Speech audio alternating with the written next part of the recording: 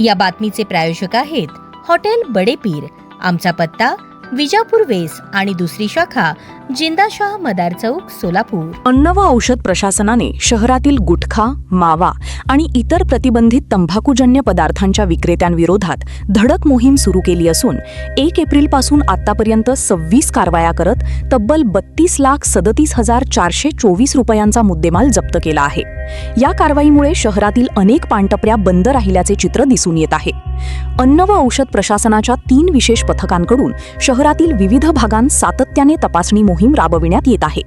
कारवाईच्या धास्तीने काही पानटपरी चालकांनी दुकाने बंद ठेवली असून काही विक्रेते आडोशाला थांबून मावा विक्री करत असल्याचे निदर्शनास आले आहे.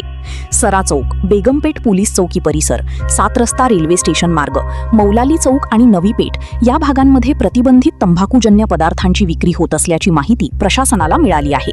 काही विक्रेते तिकडा सुपारीचा मोठ्या प्रमाणात साठा करून त्यापासून मावा तयार करत असल्याचेही समोर आले आहे. तसेच काही ठिकाणी माव्यामध्ये अंमली पदार्थ मिसळले जात असल्याची चर्चाही सुरू आहे. शहरातील मावा विक्रीची मासिक उलाढाल सुमारे 1 कोटी रुपयांपर्यंत पोहोचत असल्याचे बोलले जात असताना प्रशासनाने या अवैध व्यवसायाविरोधात कठोर भूमिका घेतली आहे. प्रतिबंधित पदार्थांचा साठा व विक्री करणाऱ्यांविरुद्ध भारतीय न्याय संहितेच्या कलम 123 अंतर्गत लोकांच्या आरोग्याशी खेळ केल्याप्रकरणी गुन्हे दाखल करण्यात येत आहेत. याबाबत माहिती देताना सहाय्यक आयुक्त सुनील जिंतूरकर यांनी सांगितले की शासनाने बंदी घातलेल्या गुटखा, मावा व सुगंधित तंबाखूजन्य पदार्थांच्या साठा आणि विक्रीविरोधात सोलापूर शहर व जिल्ह्यात सातत्याने कारवाई सुरू आहे. संबंधितांवर भारतीय न्याय संहितेच्या कलम 123 अंतर्गत अजामीनपात्र गुन्हे दाखल करण्याची प्रक्रिया राबविण्यात येत आहे.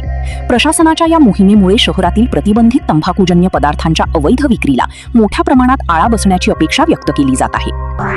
ताज्या घडामोडीसाठी पाहत रहा लोकराज्य न्यूज मराठी.